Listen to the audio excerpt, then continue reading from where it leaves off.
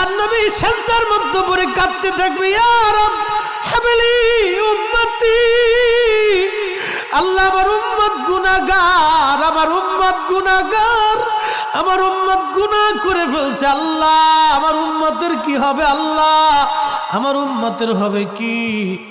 আল্লাহ পাক ডাক দিয়ে বলবেন, হাবিব আপনি আর সেজদায় পড়ে থাকবেন না, মাথা উঠান। আপনি কাঁদেন কেন? মেহেশর তো আপনার কান্নার জন্য না নবী, উঠেন, আপনি মাথা উঠান।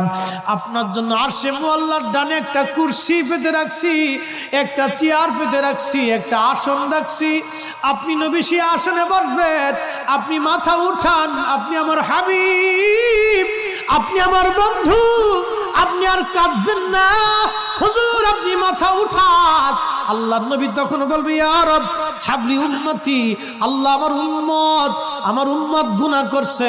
আল্লাহ ডাক দিবে, হাবিব আপনি মাথা উঠান। আপনি সর্বপ্রথম হামদের পতাকা উড়াবেন, আপনি সুপারিশের পতাকা উড়াবেন, আপনি যাকে খুশি তাকে নিয়ে জান্নাতে চলে যান। একবার জোরে বলা যাবে কি সুবহানাল্লাহ?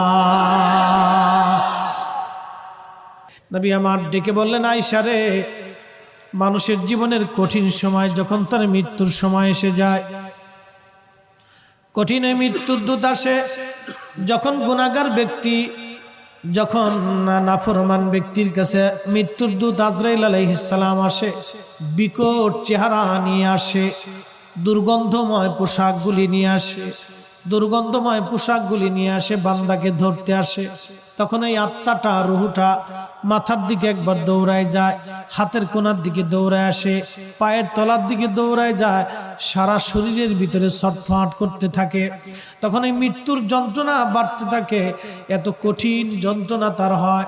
নবী বলেন, আয়েশা রে শোনো, একটা উট জ্যান্ত হালতে জবাই না দিয়ে উটের চামড়া ছিলাইলে যেই রকম কষ্ট হয়, আয়েশা রে এই উটটাকে জিন্দা হালতে 100 বার যদি উটের চামড়া তুমি সেলাও, যে পরিমাণ কষ্ট হবে আয়েশা, একজন বেঈমানের মৃত্যুটা এরকম ভয়াবহ কষ্ট হতে থাকবে।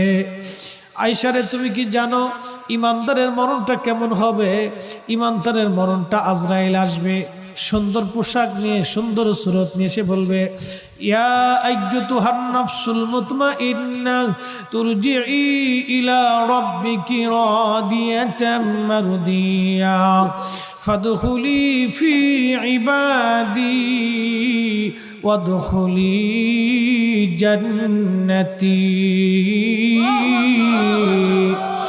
ইয়া আইয়ুতুহান নাফসুল মুতমাইন্না, হে নফসে মুতমাইন্না তুমি আসো, ইরজিই ইলা রাব্বিকি রাদিয়াতাম মারদিয়া।